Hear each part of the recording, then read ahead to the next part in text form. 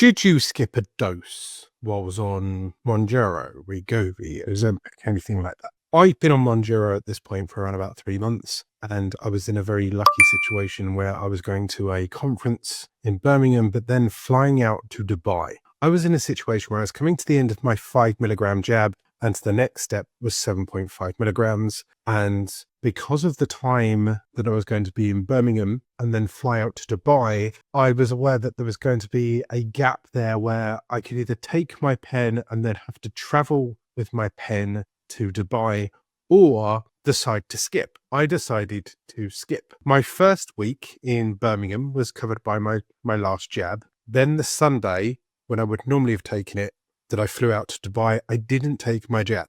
Now, many people are worried that if you don't take your jab, you're immediately going to get a rush back of food noise. You're immediately going to binge. You're immediately going to put on 20 stone. Here's my personal experience. As I said, I normally take my jabs on the Sunday. So I flew out on the Sunday. I was on the plane for most of the day, in which I was given plain food, in which I didn't notice any difference than normal. The food noise still wasn't there. I wasn't being nagged in my head that, well, I wonder what's next. I wonder what's next. I was focusing on watching the films that I was watching and drinking water because, you know, you're on a plane and you're thirsty. And when I arrived in Dubai at 2 o'clock at night, food wasn't my first thought. It was get to the hotel and go to sleep. When I woke up the next day, I didn't have that food noise nagging me for breakfast. In fact, the whole first day that I was in Dubai, I didn't eat breakfast. I was drinking a lot of water. I didn't even think of food until like 4 or 5 o'clock in the afternoon, in which at that point, the only reason I was thinking about it was that, I didn't have breakfast. And then I ordered a large meal because I was in Dubai and I wanted to treat myself and I'd not slept properly for a day and a half. So I ordered a very large steak with vegetables. I ordered some chicken wings for starters and cake for pudding. So the normal fat man in me, you know, the eyes too big for my belly, certainly kicked in. But that's how it has been always with the Mounjaro jab, that I remember, oh, this is how much I used to eat. And then when it arrives, I didn't. So I didn't eat it all. In fact, I, once again, was still under the whole appetite suppressant. I had a few mouthfuls of the chicken wings, had a few mouthfuls of my steak and my vegetable, and I loved it. Everything was tasty. I didn't eat the cake until later. I didn't feel the need to. I didn't have the nagging, wanting some snacks. So for me, I didn't experience any issues by not taking it initially at all. Scroll forward another 3-4 days, I still was just drinking water. I was walking a lot more because I've lost, 14 kilos, nearly 2 stone, just over 2 stone. The reason why I'm doing it in kilos and stone, 27 pounds and pounds, is because when I was out in Dubai explaining the situation, everywhere has their own metrics. So these numbers are rough estimations.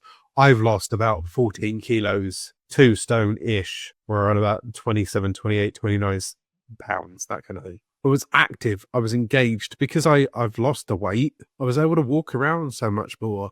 The heat is a different type of heat in Dubai than in the UK. I felt happy. I felt energized. I was drinking fruit juices and water, and yeah. At no point did I have that nagging. At no point was I craving food. At no point did I binge. And when I flew home, I stayed in a hotel to recuperate. And once again, I ordered a bit of food, but I didn't binge. Ironically, the only time that I snacked is when I was at home.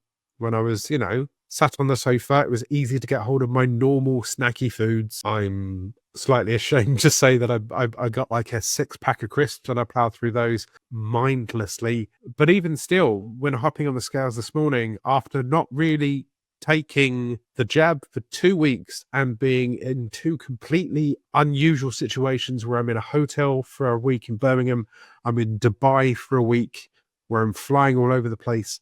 For 2 weeks and not taking my jab, I put on 2 pounds, in which, in a grand scale of things, I see as a victory. I was walking a lot more. I was active a lot more. And let's be honest, who hasn't gone on holiday and put on a couple of pounds? That's probably just going to be my morning poo in the morning. So would I be scared of not taking a jab in future? No, I think I could quite happily skip a week without any problems. This was, as I said, 2 weeks from jab to jab by the time that I take it today. Do I think that there's still some lessons I could learn for long term for when I'm off the jab, or should I choose to go off it at the end? Possibly. But do I have better eating habits now than I did 3 months ago when I first started the jab? Definitely. Am I eating healthier on autopilot now than I did 3 months ago? Definitely. So I see this as a learning tool. I'm not just relying solely on the jab to help me lose weight. I'm using the jab experience to educate myself, to teach myself how much my body does or doesn't need,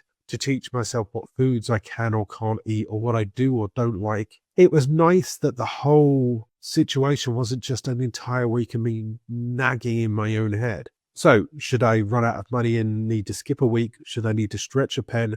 I think I could do it without any problems. I honestly believe that if I was in my home and not flying away and being in hotels and having to eat hotel food and restaurants and meeting the team and having specialized meals and stuff like that, I honestly think I could have either maintained or lost weight over the course of those two weeks, because there still is that suppressant within your body. I've done a lot of research, and it seems that, some people say that it, floats around for a week or two, that it can stay in your body for up to 30 days, dependent on the half-life of the drug. So I don't think you should have to be paranoid or worried. I don't think you have to worry about traveling or going on holiday without your pen. And this way, I didn't have to worry about traveling with my pen, getting it through customs, finding a fridge to put it in, making sure that it hasn't died, and blah, blah. I hope that has demystified some of your questions about skipping a dose whilst going on holiday. I'm Alan. I'm losing it. Are you?